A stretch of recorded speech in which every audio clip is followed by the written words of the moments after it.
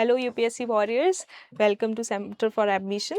आज हम नए टॉपिक के साथ आए हैं। हमने देखा है करंट इशू में रिसेंटली बलूचिस्तान ने अपने आप को इंडिपेंडेंट घोषित कर दिया है और कहा है कि वो एक इंडिपेंडेंट नेशन है।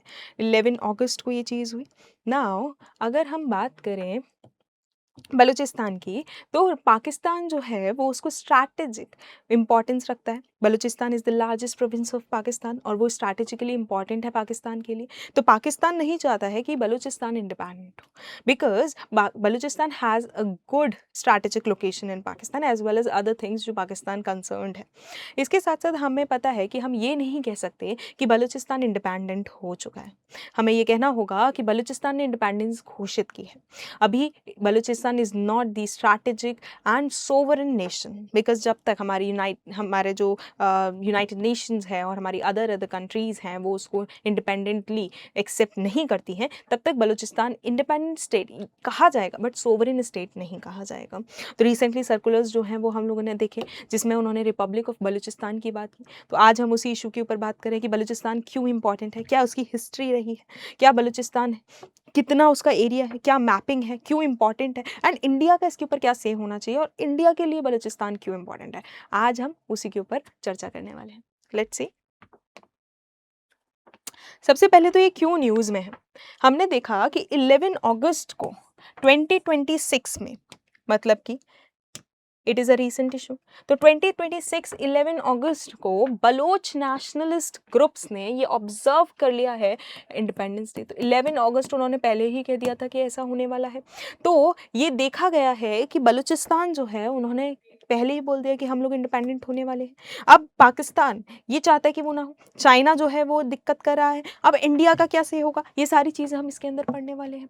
Now this is the claim of Balochistan people and Balochistan nationalist group, जो ये क्लेम कर रहा है कि भाई रिपब्लिक ऑफ बलूचिस्तान, ठीक है। तो separate claim describing a self proclaim Republic of Balochistan हम लोगों ने देखा।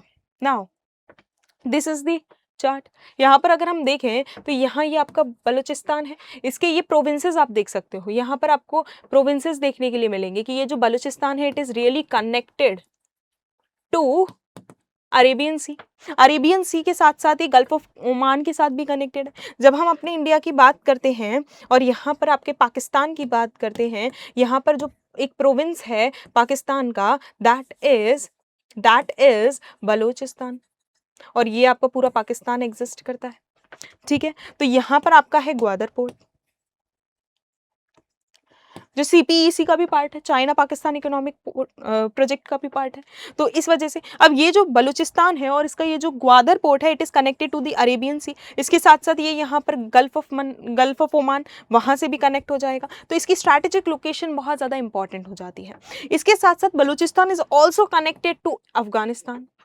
मैंने ये आपका 2D फिगर बना दी जिससे आपको याद रहे। इसके साथ साथ it is connected to Iran, और ईरान में हमें पता है कि हमारा एक पोर्ट है, उसका नाम क्या है, चाहबार पोर्ट, जिसके लिए इंडिया बार बार बोलता रहता है और हम लोग बना भी रहे हैं, उसको हेल्प कर रहे हैं, ठीक है। वहाँ से हम लोग कनेक्टेड रह रहे हैं, ठीक है। ये है। अब यहाँ पर इंपॉर्टेंस क्या है कि यहाँ पे कुछ आपको फैक्ट्स समझने पड़ेंगे जो इंपॉर्टेंट है और आपके क्वेश्चंस आ सकते हैं आपके एग्जाम में। सबसे पहली चीज़ क्वेता, केता जो है यहाँ की प्रोविंशियल कैपिटल होगी। ग्वादर कोस्टल पोर्ट होगा जो मैंने आपको बताया यहाँ पर, it will be the coast, it is the coastal port. और ये किसके लिए इंपॉर्टेंट है, सीपीईसी के लिए इंपॉर्टेंट है। What is CPEC, China Pakistan economic corridor, जिसके लिए पीओके चाइना के लिए इंपॉर्टेंट हो जाता है, क्योंकि इसको बनाने के लिए, सीपीईसी को बनाने के लिए ग्वादर पोर्ट भी चाहिए और पीओके भी चाहिए। तो पीओके से होते हुए ये कॉरिडोर जाता है, तो इसलिए ये इंपॉर्टेंट है हमारे लिए। नाउ चाहबर पोर्ट ईरानियन पोर्ट है, ठीक है। यहाँ पर इंडिया की कनेक्टिविटी स्ट्रैटेजी है, ठीक है। ईरान और अफगानिस्तान जो है वो आपके बलूचिस्तान से कनेक्टेड है, तो पाकिस्तान के लिए इंपॉर्टेंट हो जाते हैं, उनकी कनेक्टिविटी इशू यहाँ पर क्रिएट हो जाएगा, ठीक है। अरेबियन सी और गल्फ ऑफ ओमान से भी ऑलरेडी आपका बलूचिस्तान कनेक्टेड है, तो यहाँ पर ये बात हो रही है। ये आपका पूरा मैप है, यहाँ पर हम अच्छे से देखेंगे। ये आपका पाकिस्तान है, यहाँ पर आपको इंडिया देखने को मिलेगा, हमारा प्यारा भारत। ये इंडिया है, यहाँ पर पाकिस्तान है, पाकिस्तान का Balochistan. Balochistan is the largest province of Pakistan, it is the largest province of the Pakistan. तो बलूचिस्तान है ये। यहाँ पर आपका ग्वादर पोर्ट है,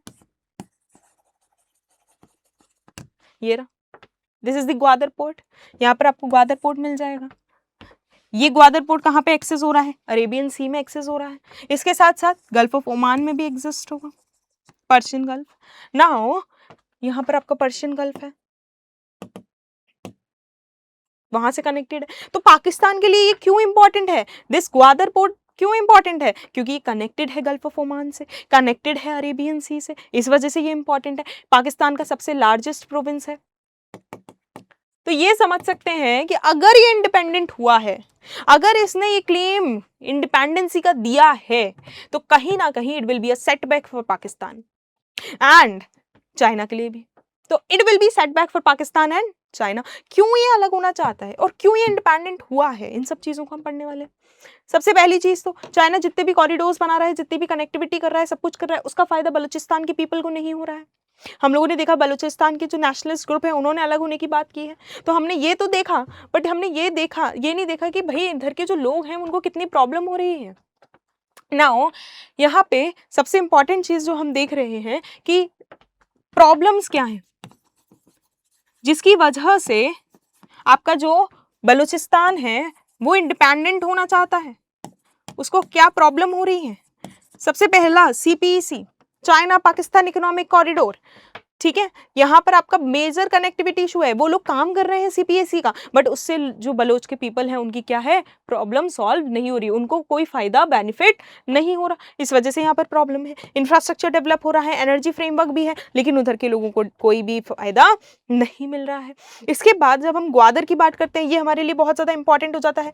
क्यों? क्योंकि ग्वादर इज दी पोर्ट जो कनेक्ट कर रहा है अरेबियन सी से एंड गल्फ ऑफ ओमान से। तो ये एक डीप सी पोर्ट है पाकिस्तान की बलूचिस्तान की कोस्ट पर, और ये CPC का एक इंपॉर्टेंट लिंक्ड नोट है जो आपके China, POK and then Gwadar को कनेक्ट कर रहा है।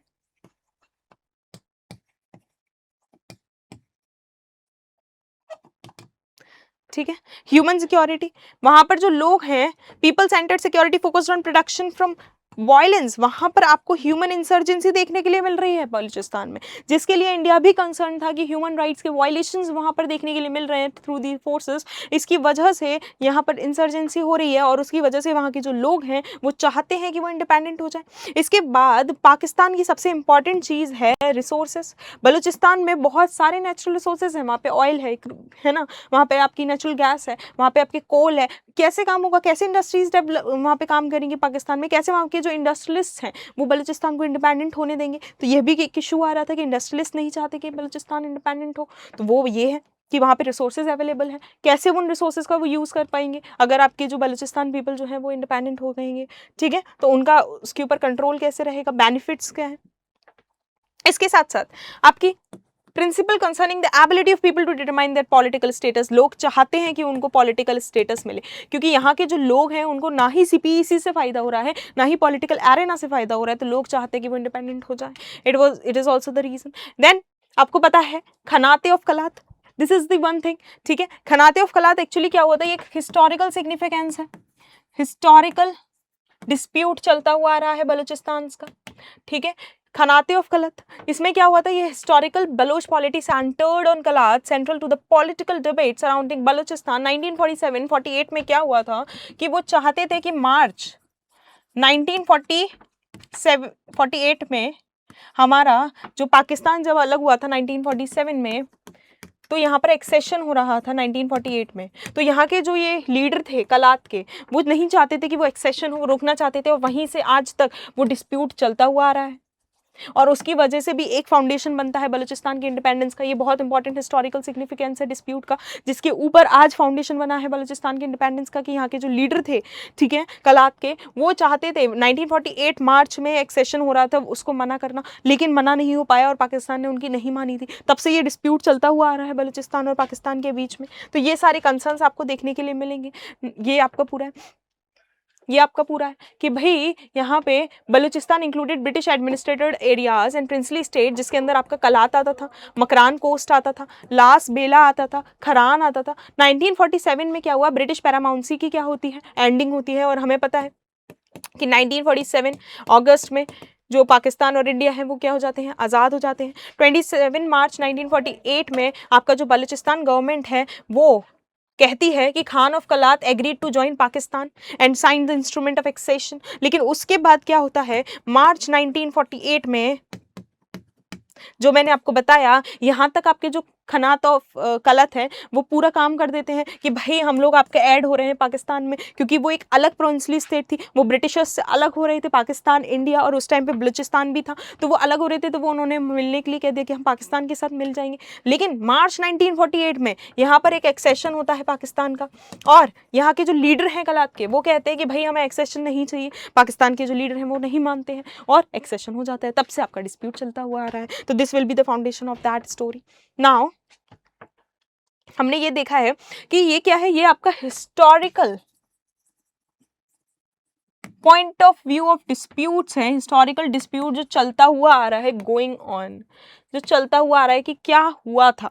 तो सबसे पहले 1947 में आपके ब्रिटिश पैरामाउंसी की एंडिंग होती है और 1948 में कलत एक्सीड हो जाता है पाकिस्तान में, है ना, और सरकमस्टांसेस यहाँ पर डिस्प्यूट के जो हैं वो बन जाते हैं। 1948 से 50 के टाइम पर यहाँ पे अब्दुल करीम प्रिंस थे, ठीक है, यहाँ पे मतलब प्रिंस थे, उनका नाम था अब्दुल करीम। तो वहां पर आप यहाँ पे आर्म्ड अपोजिशन देखेंगे, ये एक हिस्टोरिकल की 1947 में ये हुआ, 48 में ये हुआ, फिर इस टाइम पर ये हुआ, और 58-59 से 1958-59 से आपकी इंसर्जेंसी का जो फेज है वो स्टार्ट हो जाता है।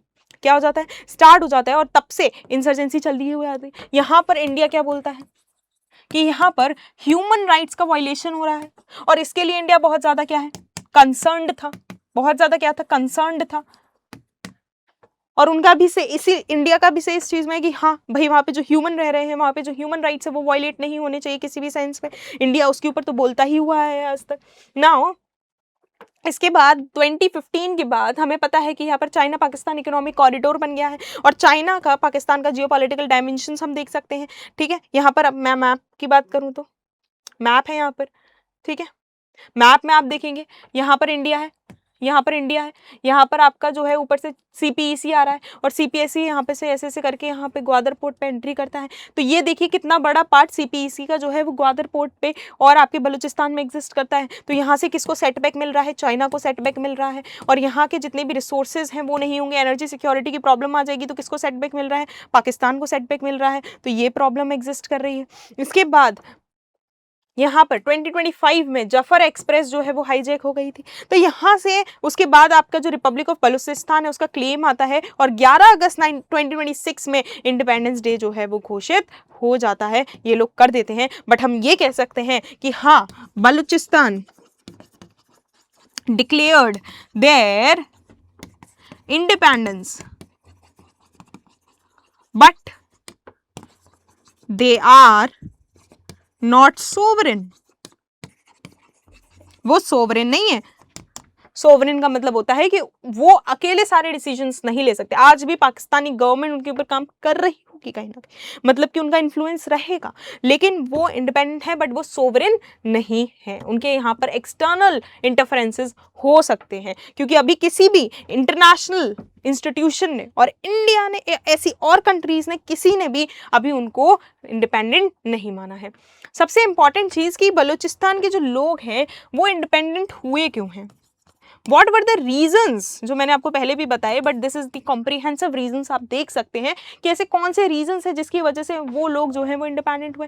First is the identity and nationalism. Baloch की जो पीपल हैं वहाँ पे ट्राइबल पीपल्स भी रहते हैं, वहाँ पे एथनिसिटी भी की वजह से, लिंग्विस्टिक प्रॉब्लम की वजह से, क्योंकि लोग जो वहाँ पर रह रहे हैं उनकी लैंग्वेजेस अलग है, उनके रहने का तरीका अलग है, एथनिसिटी अलग है, बोलने का तरीका अलग है, वहाँ पे कल्चरल सिग्निफिकेंसेस अलग है। किससे, पाकिस्तान पीपल से। तो उनको एक अलगाव महसूस होता है, डिफरेंशिएशन की प्रॉब्लम देखने के लिए मिलती है, जिसकी वजह से ये जो लोग हैं आइडेंटिटी और नेशनलिज्म को फाउंडेशन बनाकर अलग होना चाहते हैं। दूसरी है पॉलिटिकल एलिनेशन। वो चाहते हैं कि उनको पॉलिटिकल एरेना में हिस्सा मिल जाए, उनको इन्वॉल्वमेंट मिले, उनको इन्वॉल्वमेंट मिले। वो नहीं चाहते हैं कि वो उसमें एग्जिस्ट ना करें, उनकी भी वहाँ पर हिस्सेदारी होनी चाहिए। तो पॉलिटिकल एलिनेशन, उनको अलग रखा जाता है, ठीक है। तो उनको भी अपने ग्रीवांसेस, उनको भी अपनी सारी चीज़ों को मनवाना है, तो वो इस वजह से भी अलग होना चाहते हैं कि उनका कुछ ना कुछ से तो अपनी गवर्नमेंट के अंदर हो, उनका कुछ ना से पॉलिटिकल एरेना में हो। देन रिसोर्स का डिस्ट्रीब्यूशन, बलूचिस्तान में बहुत सारे नेचुरल रिसोर्सेज एग्जिस्ट करते हैं, भले आप कोल देख लो, नेचुरल गैस देख लो, है ना, ऑयल देख लो, तो वहाँ पर भले ही नेचुरल रिसोर्सेज एग्जिस्ट करते हैं, लेकिन वहाँ पर ओनरशिप क्या उनकी है, उन लोगों की है, क्या बलूचिस की है, नहीं है, ठीक है। तो ओनरशिप ना है नहीं, फिर भी वहाँ के नेचुरल रिसोर्सेज को यूज किया जा रहा है, रेवेन्यू शेयरिंग नहीं हो रही, लोकल को बेनिफिट्स नहीं हो रहे, क्या करें। फिर डेवलपमेंट डेफिसिट, कि वहाँ पर रिच प्रोविंस होने के बाद भी, इतना रिसोर्स होने के बाद भी वहाँ पर इंफ्रास्ट्रक्चर अच्छा नहीं है, वहाँ पे ह्यूमन डेवलपमेंट चीज़ें नहीं है, इसी वजह से जो इंसर्जेंसीज हैं वो हो रही हैं, ठीक है। उनका क्या इंफ्रास्ट्रक्चर, भले ही यहाँ पर आपके CPEC होकर जाता है, बट वहाँ के जो लोकल लोग हैं उनको बेनिफिट ही नहीं हो रहा। आपकी जो चाइना एंड पाकिस्तान है वो अपने लिए काम कर रही है उस जगह पर, इस वजह से डेवलपमेंट डेफिसिट है। देन ह्यूमन राइट्स के कंसर्न्स बहुत ज़्यादा हैं, एलिगेशंस हो रहे हैं किस चीज़ के, एलिगेशंस है किस चीज़ के, arbitrary detention, excessive force, deep in mistrust, भाई कि ह्यूमन राइट्स की प्रॉब्लम आ रही है, वहाँ की जो फोर्सेज हैं वो उनके ऊपर लोगों के ऊपर अत्याचार कर रही हैं, उनको प्रॉब्लम कर रही हैं, उनकी वजह से मिसट्रस्ट जनरेट हो रहा है, मिसट्रस्ट जनरेट होने की वजह से वो अलग होना चाहते हैं। देन इंसर्जेंसी, मैंने आपको बताया कि 1954 के बाद से इंसर्जेंसीज स्टार्ट हो गई हैं, ठीक है। तो आर्म्ड अटैक्स हो रहे हैं, काउंटर इंसर्जेंसीज, अब लोग जो हैं वो आर्मी अटैक कर रहे हैं, फोर्स अटैक कर रहे हैं, तो वो काउंटर इंसर्जेंसीज कर रहे हैं, जिसकी वजह से वायलेशन और एलिनिएशन की कंडीशन हमें वहाँ देखने के लिए मिल गई है। Then CPEC and geopolitics, this is China Pakistan economic corridor and geopolitics. अगर हम यहाँ पर देखें तो हमें पता है कि यहाँ पर ग्वादर है, यहाँ पर चाइनीज़ के इन्वेस्टमेंट्स हैं, तो इतना अच्छा होने के बाद भी, रिसोर्स रिच वगैरह होने के बाद भी आपके जो लोकल्स हैं उनको बेनिफिट नहीं हो रहे, they are doing that for own countries. Now देखिए, this is Baluchistan, this is the mapping. Quetta आपकी क्या है, प्रोविंशियल कैपिटल है, ठीक है। ये आपका ग्वादर पोर्ट है, यहां से एक्सेस कहां मिल रहा है, अरेबियन सी में मिल रहा है, और गल्फ ऑफ ओमान में मिल रहा है, प्लस पर्शियन गल्फ में मिल रहा है, चाहबार पोर्ट है यहां पर मिल रहा है। तो कितनी ज्यादा स्ट्रैटेजिक पोजीशन है ये। अब यहाँ पर क्वेश्चन ये आता है कि अगर इतनी ज्यादा स्ट्रैटेजिक पोजीशन है तो इंडिया का इस पे क्या से है, इंडिया के लिए ये कैसे इंपॉर्टेंट है। अगर मैं इंडिया के लिए बात करूँ तो इंडिया के लिए कैसे इंपॉर्टेंट है, इंडिया के लिए ऐसे इंपॉर्टेंट है कि भाई यहाँ पर एक कराची, यहाँ पर है ग्वादर, ग्वादर से क्या जा रहा है, CPEC, क्या जा रहा है, CPEC, CPEC किसका है, चाइना का है, प्लस पाकिस्तान का है, और यहाँ पर क्या है आपका POK है, और यहाँ से आपका CPEC आ रहा है। जब CPEC यहाँ पर आ रहा है और ग्वादर से कनेक्ट हो रहा है, अगर ये बलूचिस्तान अलग हो गया तो इंडिया के लिए क्या फायदा होगा। पहली चीज यहाँ से ग्वादर पोर्ट का दिक्कत खत्म हो जाएगा, ये एक्सेस है, अगर ये इंडिया के साथ मिल जाता है, अगर इंडिया का इन्फ्लुएंस इसके ऊपर रहता है बलूचिस्तान के ऊपर, अगर बलूचिस्तान के ऊपर इंडिया का इन्फ्लुएंस रह रहा है तो उसको क्या एक्सेस मिल जाएगा, ग्वादर का एक्सेस मिल जाएगा। ग्वादर का एक्सेस अगर इंडिया को मिल गया तो चाइना को नहीं मिलेगा, चाइना को नहीं मिलेगा तो इंडिया के लिए जो CPEC की प्रॉब्लम है वो खत्म हो जाएगी। क्यों, चाइना पाकिस्तान इकोनॉमिक कॉरिडोर की, और इंडिया तो वैसे ही POK के जो एरिया है जिसके ऊपर डिस्प्यूट है उसको मानता ही नहीं है कि भाई यहाँ से CPEC जा रहा है, इंडिया मानता ही नहीं है। तो ये इशू भी खत्म हो जाएगा, ये इशू भी खत्म हो जाएगा। इसके साथ साथ इंडिया को क्या होगा, यहाँ से एक्सेस मिल जाएगा अरेबियन सी का, इंडिया को कोई दिक्कत ही नहीं है कि चाइना जो है वो क्या कर रहा है, स्ट्रिंग ऑफ पर्ल्स कर रहा है, जो भी कर रहा है, कौन सी स्ट्रैटेजी अपना रहा है, कोई प्रॉब्लम नहीं। फिर चाहबार के लिए हमको एक्सेस मिल जाएगा, ईरान के बगल में ही जो है वो आपका आ जाएगा। इसके साथ साथ इंडिया को दिक्कत नहीं होगी क्योंकि पाकिस्तान जो है वो सैंडविच्ड हो जाएगा, क्या हो जाएगा, सैंडविच्ड हो जाएगा, किसके बीच में, बलूच के बीच में, पाकिस्तान के बीच में और इंडिया के बीच में। इससे क्या होगा, पाकिस्तान को प्रॉब्लम होगी, तो कहीं ना कहीं हमें भी बेनिफिट होगा। अब पाकिस्तान को क्या क्या दिक्कतें हो रही हैं, पाकिस्तान को बहुत सारी दिक्कतें हैं, क्यों नहीं करना चाहता है, दिस इज बलूचिस्तान, ठीक है, ये अफगानिस्तान। अब पाकिस्तान को क्या क्या दिक्कत है, सबसे पहली चीज, बलूचिस्तान किससे कनेक्ट हो रहा है, अफगानिस्तान से कनेक्ट हो रहा है। दूसरी चीज वो किससे कनेक्ट हो रहा है, ईरान से कनेक्ट हो रहा है। तो बलूचिस्तान इज स्ट्रैटेजिकली इंपॉर्टेंट। भाई यहाँ पर ग्वादर भी है, यहाँ पर चाहबार पोर्ट भी है। तो पहली चीज ज्योग्राफिकली अगर हम देखें, ज्योग्राफिकली पाकिस्तान को क्या दिक्कत है कि अरेबियन सी का एक्सेस क्या हो जाएगा, खत्म हो जाएगा, आपका गल्फ ऑफ ओमान का एक्सेस खत्म हो जाएगा। तो ये क्या है, ज्योग्राफिकली प्रॉब्लम आ गई। तो ये पाकिस्तान को ज्योग्राफिकल प्रॉब्लम आ गई कि भाई यहाँ पर एक्सेस खत्म हो रहा है, क्या खत्म हो रहा है, एक्सेस खत्म हो रहा है। किससे? अरेबियन सी से एंड गल्फ ऑफ ओमान से। दूसरी दिक्कत क्या आ रही है पाकिस्तान को कि भाई यहाँ पर नेचुरल रिसोर्सेज हैं। क्या है? नेचुरल रिसोर्सेज, जिसमें ऑयल आता है, गैसेस आती हैं, कोल आता है, ठीक है। वो सब कहां से आएगा भाई? कहां से इनकी इंडस्ट्रीज चलेंगी? इंडस्ट्रियलिस्ट जो है वो भी प्रॉब्लम कर रहे हैं, कहां से इनकी इंडस्ट्रीज चलेंगी, क्योंकि नेचुरल रिसोर्सेज तो एग्जिस्ट ही नहीं कर रहे, प्राइमरी प्रोडक्ट्स ही नहीं है, तो सेकेंडरी प्रोडक्ट्स फर्निश कैसे होंगे? इंडस्ट्रियलिस्ट को प्रॉब्लम है, इंडस्ट्रीज कैसे चलेंगी? फिर फोर्थ, चाइना का इन्फ्लुएंस, वो कम हो जाएगा, वहां से जितना पैसा आ रहा था वो खत्म हो जाएगा। भाई सीपीईसी पे ही दिक्कत हो रही है तो कैसे होगा काम? एंड सबसे important, Balochistan is the largest province, it is the largest province, और जब ये लार्जेस्ट प्रोविंस है तो ऑब्वियसली लॉस टू पाकिस्तान। किसके लिए? Economically and strategically.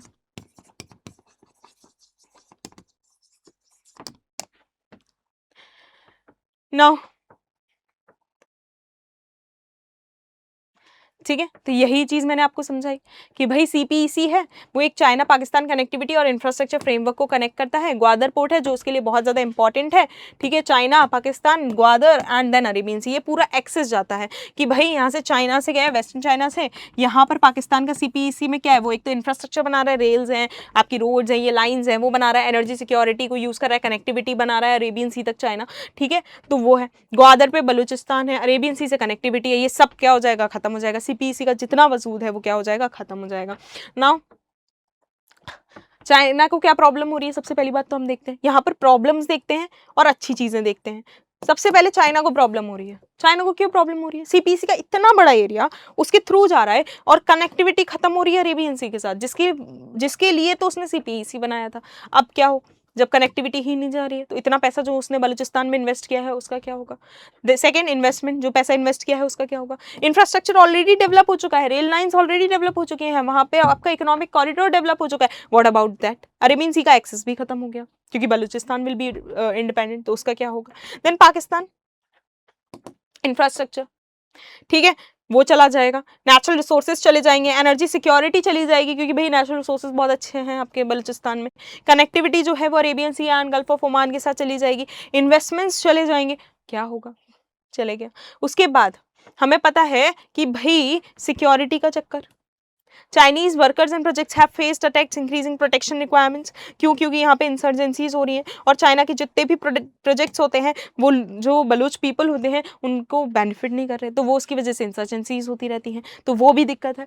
इसके बाद Gwadar matters in the wider Indian ocean and China Pakistan strategic equation. अब इंडिया का क्या सही है? इंडिया क्या कह रहा है? इंडिया के लिए तो ये चीज़ अच्छी है भाई, क्योंकि हमें बहुत ज़्यादा फायदा हो जाएगा कहीं ना कहीं, लेकिन इंडिया जब तक उसको हाँ नहीं कहता तब तक दिक्कत है, क्योंकि और कंट्रीज जब हाँ कहेंगी तब इंडिया का भी स्टेप हमें देखना होगा कि इंडिया क्या स्टेप उठाता है, ठीक है। तो अभी के लिए Balochistan is strategically important for India, और इंडिया का कैसे है जब इंडिया कहेगी तब हम बात करेंगे, क्योंकि अभी से हम नहीं कह सकते, क्योंकि अभी रिसेंटली वो इंडिपेंडेंट हुआ है, ठीक है। तो इंडिया का भी से क्या कहेगा हम जब इंडिया से करेगी तब देखेंगे उस चीज़ को। वैसे तो अगर मैं इंडिया की बात करूं तो इंडिया के लिए बलूचिस्तान क्यों इंपॉर्टेंट है? First of all natural resources, और हमें तो पता ही है भाई नेचुरल रिसोर्सेज इंडिया के लिए कितने इंपॉर्टेंट है।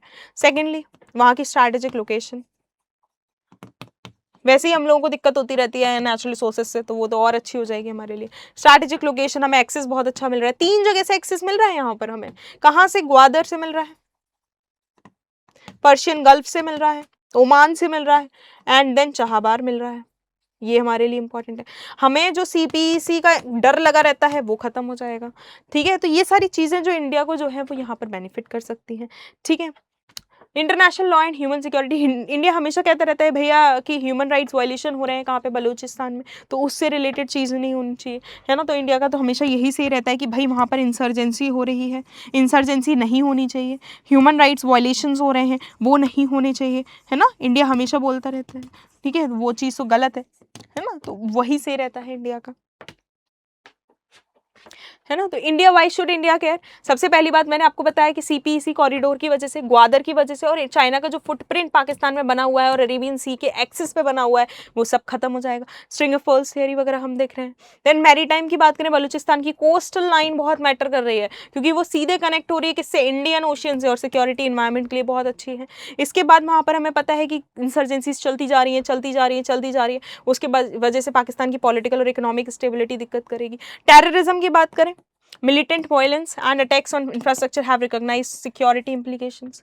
Diplomacy, इंडिया जो है वो ह्यूमन राइट्स के कंसर्न्स को हमेशा उठाता रहता है बलूचिस्तान में कि ये हो रहा है, वो हो रहा है, उसके लिए कॉशियस रहता है, और हम चाहते हैं कि वो ह्यूमन राइट वायलेशंस जो भी बलूचिस्तान में हो रहे हैं, इंसर्जेंसीज हो रही हैं, वो बंद हो जाएं, जिसका से हमेशा इंडिया कहता रहता है।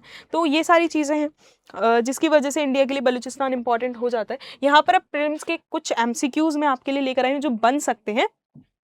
This is in Hindi, this is in English, जो इससे रिलेटेड क्वेश्चन आपके प्रीलिम्स में आ सकते हैं, हम देखेंगे। सबसे पहली चीज, क्या ग्वादर बलूचिस्तान में है? ये बताएं। इस Gwadar is in Balochistan? Yes. Balochistan जो है वो ईरान एंड अफगानिस्तान के साथ बॉर्डर शेयर करता है? यस। मैंने ईरान का कौन सा पोर्ट बताया? चहाबार पोर्ट बताया। अफगानिस्तान के बारे में मैंने क्या बताया? भाई अफगानिस्तान से भी ये बाउंड्री शेयर करता है, इसलिए तो पाकिस्तान को दिक्कत हो रही है। चहाबार ईरान में है? Yes, obviously. And CPEC is a China Pakistan connectivity framework? Yes, चारों ही ठीक है। Okay, now Khanat of Kalat is mostly directly associated with 1947-48 accession debate. वो नहीं चाहते थे उस टाइम पे एक्सेशन वाली चीज, लेकिन हो गई थी, तो ये है। Now Indus water treaty, it was in 1960, जो इंडिया और पाकिस्तान के बीच में हुई थी, है ना, शिमला एग्रीमेंट वगैरह, ये सारी चीजें।